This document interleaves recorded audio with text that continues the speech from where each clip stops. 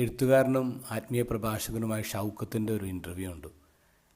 അതിൽ അദ്ദേഹം കുറച്ച് വർഷങ്ങൾക്ക് മുമ്പ് അദ്ദേഹത്തിൻ്റെ കൂട്ടുകാരനും കൂടി ഗംഗോത്രിയിൽ നിന്ന് തപോവനിലേക്ക് ചെയ്ത യാത്രയെപ്പറ്റി പറയുന്നുണ്ട്. ഹിമാലയത്തിലെ യാത്രയാണ്, മഞ്ഞുമലകളുടെ യാത്രയാണ്. അപ്പോൾ ഇവരുടെ കയ്യിൽ ഭക്ഷണമില്ല, വെള്ളമില്ല, ചെരുപ്പും മുണ്ടൊക്കെ ഇട്ടാണ് പോകുന്നത്. കാലൊക്കെ പൊട്ടിയിട്ടുണ്ട്. അപ്പോൾ ഈ തപോവനിൽ മലമുകളിൽ ഒരു സന്യാസി ഉണ്ടെന്ന് അവർക്കറിയാം. അപ്പോൾ അവിടെ നിന്ന് ഭക്ഷണം കിട്ടുന്നുള്ള പ്രതീക്ഷയോടെയാണ് അവർ പോകുന്നത്. അങ്ങനെ അവരവിടെ എത്തിയപ്പോഴേക്കും ഒരു കരിങ്കല്ല് കൊണ്ടുള്ള ഒരു ഹട്ട്. അപ്പം അതിന് മുന്നിൽ ഭാഗ്യമായി യോഗി ഇരിപ്പുണ്ട്. അങ്ങനെ പ്രതീക്ഷയോടെയാണ് അവർ കയറുന്നത്. ഇവരെ കണ്ടതും യോഗി എഴുന്നേറ്റ് നേരെ ഹട്ടിലേക്ക് പോയി, വാലിങ്ങനെ ചാരിയിട്ടു. ഇവർ വിചാരിച്ചത് എന്ത് യോഗിയാണ്, ഒരു മര്യാദയില്ലല്ലോ എന്ന് ഓർത്തു.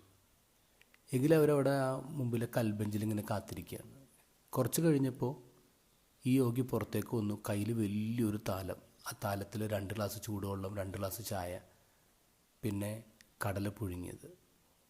ഇവിടെ വന്ന് പറഞ്ഞു, നിങ്ങൾ കാല് കഴുകുക. അപ്പോൾ തൊട്ടടുത്ത് ഇളം ചൂടുള്ള വെള്ളമുണ്ട്. കാല് കഴുകിയപ്പോൾ തന്നെ ഒരുപാട് സമാധാനമായി.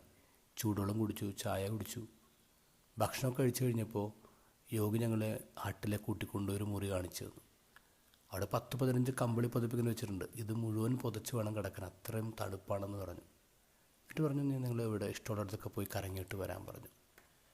2 ദിവസം ഇവർ ആ യോഗിയുടെ കൂടെ താമസിച്ചു. അപ്പോൾ ഒരു നേരം ഇവർ ആ യോഗിയോട് ചോദിച്ചു, നിങ്ങളുടെ സാധന എന്താണ്, സാധനാ മാർഗം എന്താണ്?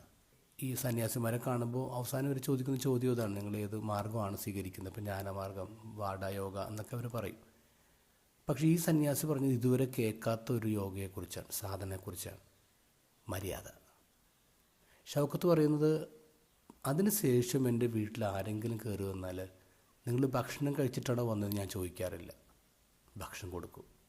നിങ്ങളിവിടെ താമസിക്കുന്നുണ്ടോയെന്ന് ചോദിക്കില്ല, അവർ മുറി കാണിച്ചു കൊടുക്കും. മര്യാദയാണ് ഞാൻ അവിടെ നിന്ന് പഠിച്ച പാഠം. ഇന്നത്തെ ഗോസ്പൽ അങ്ങനെ ഒരു പാഠം നൽകുന്നുണ്ട്. എമ്മൗസിലേക്ക് പോയ ശിഷ്യന്മാർ, അവരുടെ കൂടെ ഒരു സ്ട്രേഞ്ചർ കൂടുകയാണ്. അവർ വഴി നീളെ വർത്തമാനം പറഞ്ഞു പോവാണ്. രാത്രി ആയപ്പോഴേക്കും റെസ്റ്റ് ചെയ്യാൻ പോകുമ്പോൾ അവർ ഈ സ്ട്രേഞ്ചറിനെ നിർബന്ധിക്കുകയാണ്, ഞങ്ങളോട് താമസിക്കുന്നവർ നിർബന്ധിക്കുകയാണ്. ഇതാണ് മര്യാദ.